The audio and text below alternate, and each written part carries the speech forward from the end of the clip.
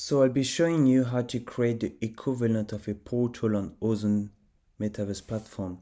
So for example, you can click on any image that you upload on a scene, and then you'll be clicking link asset, and then you can put the link of the other metaverse scene that you've created to link two different conditions, one for diabetes, one for asthma. And then of course you click save. Another thing to remember is you must make sure that the image you put in your scene is well described, because if you put an image 1 and then 2 and then put another image that's called 1.jpg, it will put the same image as something else. So you want to make sure that your assets are clearly labeled to avoid confusion. So then if I click preview, that's why I'm using my Ready Player Me avatar.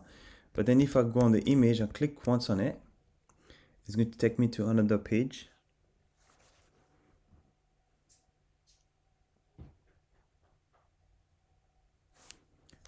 And there you go. I've used my portal to go to the meta gym created by my very good friend Aravind, who's also a pharmacist.